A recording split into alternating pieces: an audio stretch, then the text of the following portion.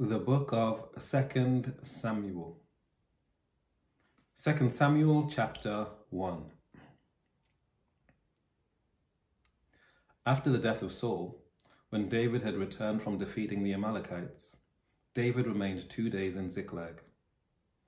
On the third day, a man came from Saul's camp with his clothes torn and dirt on his head. When he came to David, he fell on the ground and did obeisance. David said to him, "Where have you come from?" He said to him, "I have escaped from the camp of Israel." David said to him, "How did things go? Tell me." He answered, "The army fled from the battle, but also many of the army fell and died, and Saul and his son Jonathan also died." Then David asked the young man who was reporting to him, "How do you know that Saul and his son Jonathan died?" The young man reporting to him said, "I happened to be on Mount Gilboa, and there was Saul leaning on his spear, while the chariots and the horsemen drew close to him. When he looked behind him, he saw me and called to me. I answered, 'Here, sir.' And he said to me, 'Who are you?' I answered him, 'I am an Amalekite.' He said to me, 'Come, stand over me and kill me, for convulsions have seized me, and yet my life still lingers.' So I stood over him and killed him, for I knew that he could not live after he had fallen. I took the crown that was on his head and the armlet that was on his arm, and I have brought them here to my Lord." Then David took hold of his clothes and tore them, and all the men who were with him did the same. They mourned and wept and fasted until evening for Saul and for his son Jonathan, and for the army of the Lord, and for the house of Israel, because they had fallen by the sword. David said to the young man who had reported to him, "Where do you come from?" He answered, "I am the son of a resident alien, an Amalekite." David said to him, "Were you not afraid to lift your hand to destroy the Lord's anointed?" Then David called one of the young men and said, "Come here and strike him down." So he struck him down and he died. David said to him, "Your blood be on your head, for your own mouth has testified against you, saying, 'I have killed the Lord's anointed.'" David intoned his lamentation over Saul and his son Jonathan. He ordered that the song of the bow be taught to the people of Judah. It is written in the book of Jasher.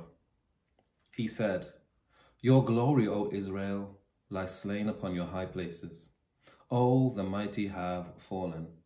Tell it not in Gath, proclaim it not in the streets of Ashkelon, or the daughters of the Philistines will rejoice, the daughters of the uncircumcised will exult. You mountains of Gilboa, let there be no dew or rain upon nor bounteous fields. For there the shield of the mighty was defiled, the shield of Saul anointed with oil no more. From the blood of the slain, from the fat of the mighty, the bow of Jonathan did not turn back, nor the sword of Saul return empty. Saul and Jonathan, beloved and lovely, in life and in death they were not divided. They were swifter than eagles, they were stronger than lions. O daughters of Israel, weep over Saul, who clothed you with crimson in luxury, who put ornaments of gold on your apparel. How the mighty have fallen in the midst of the battle. Jonathan lies slain upon your high places. I am distressed for you, my brother Jonathan. Greatly beloved were you to me. Your love to me was wonderful, passing the love of women. How the mighty have fallen, and the weapons of war perished." 2 Samuel chapter 2. After this, David inquired of the Lord, "Shall I go up into any of the cities of Judah?" The Lord said to him, "Go up." David said, "To which shall I go up?" He said, "To Hebron." So David went up there along with his 2 wives, Ahinoam of Jezreel, and Abigail, the widow of Nabal of Carmel. David brought up the men who were with him, every one with his household, and they settled in the towns of Hebron. Then the people of Judah came, and there they anointed David king over the house of Judah. When they told David it was the people of Jabesh-Gilead who buried Saul, David sent messengers to the people of Jabesh-Gilead and said to them, "May you be blessed by the Lord, because you showed this loyalty to Saul, your Lord, and buried him. Now may the Lord show steadfast love and faithfulness to you. And I too will reward you because you have done this thing. Therefore let your hands be strong and be valiant, for Saul your Lord is dead, and the house of Judah has anointed me king over them." But Abner, son of Ner, commander of Saul's army, had taken Ishbaal, son of Saul, and brought him over to Mahanaim. He made him king over Gilead, the Asherites, Jezreel, Ephraim, Benjamin, and over all Israel. Ishbaal, Saul's son, was 40 years old when he began to reign over Israel, and he reigned 2 years. But the house of Judah followed David. The time that David was king in Hebron over the house of Judah was 7 years and 6 months. Abner, son of Ner, and the servants of Ishbaal, son of Saul, went out from Mahanaim to Gibeon. Joab, son of Zeruiah, and the servants of David went out to meet them at the pool of Gibeon. One group sat on one side of the pool, while the other sat on the other side of the pool. Abner said to Joab, "Let the young men come forward and have a contest before us." Joab said, "Let them come forward." So they came forward and were counted as they passed by, 12 for Benjamin and Ishbaal, son of Saul, and 12 of the servants of David. Each grasped his opponent by the head and thrust his sword in his opponent's side, so they fell down together. Therefore that place was called Helkath Hazurim, which is at Gibeon. The battle was fierce that day, and Abner and the men of Israel were beaten by the servants of David. The 3 sons of Zeruiah were there, Joab, Abishai, and Asahel. Now Asahel was as swift of foot as a wild gazelle. Asahel pursued Abner, turning neither to the right nor to the left as he followed him. Then Abner looked back and said, "Is it you, Asahel?" He answered, "Yes, it is." Abner said to him, "Turn to your right or to your left and seize one of the young men and take his spoil." But Asahel would not turn away from following him. Abner said again to Asahel, "Turn away from following me. Why should I strike you to the ground? How could I show my face to your brother Joab?" But he refused to turn away. So Abner struck him in the stomach with the butt of his spear, so that the spear came out of his back. He fell there and died where he lay. And all those who came to the place where Asahel had fallen and died stood still.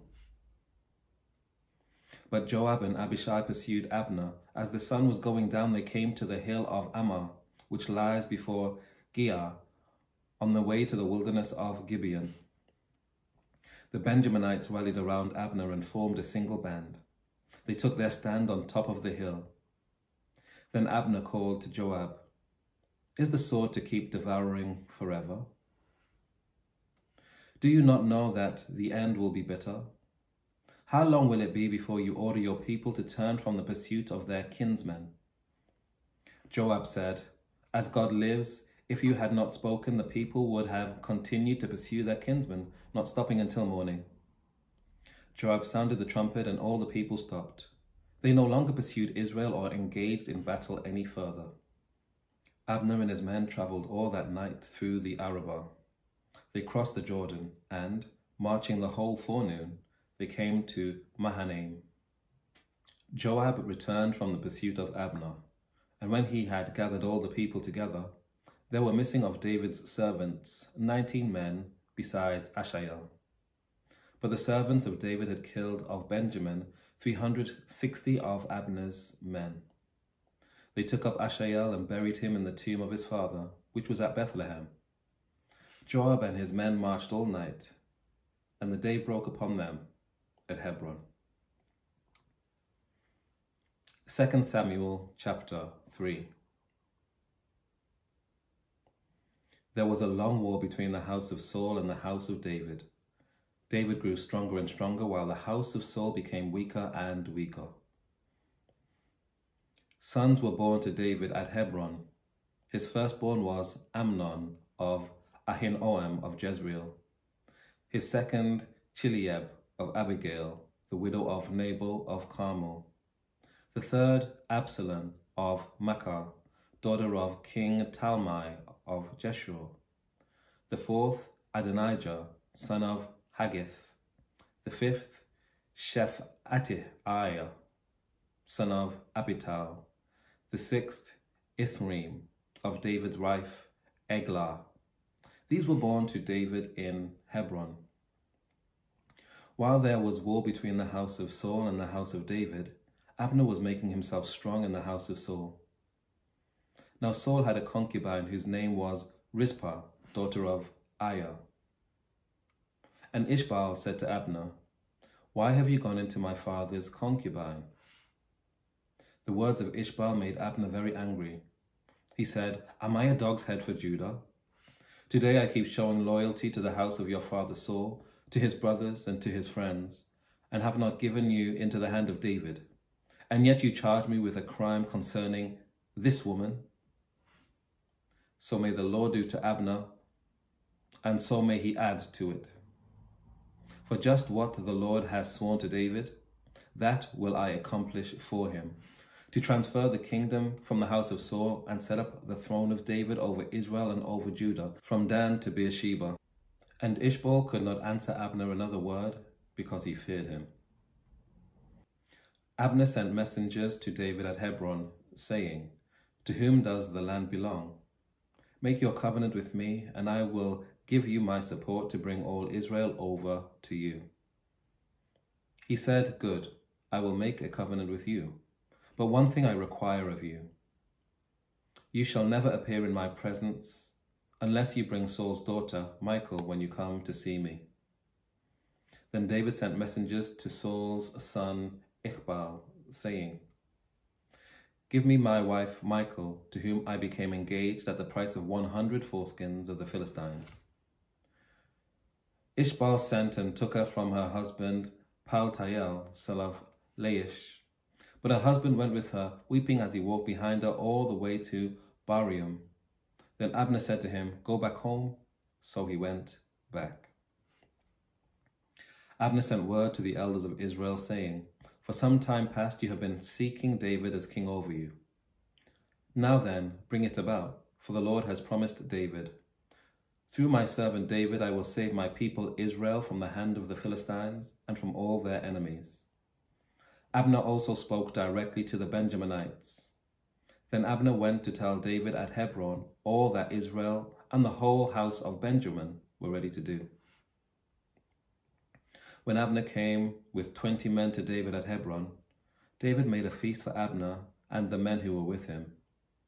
Abner said to David, "Let me go and rally all Israel to my lord the king, in order that they may make a covenant with you, and that you may reign over all that your heart desires."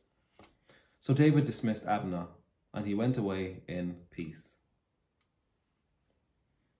Just then the servants of David arrived with Joab from a raid, bringing much spoil with them. But Abner was not with David at Hebron, for David had dismissed him, and he had gone away in peace. When Joab and all the army that was with him came, it was told Joab, "Abner, son of Ner, came to the king, and he has dismissed him, and he has gone away in peace." Then Joab went to the king and said, "What have you done? Abner came to you. Why did you dismiss him so that he got away?" "You know that Abner, son of Ner, came to deceive you, and to learn your comings and goings, and to learn all that you are doing."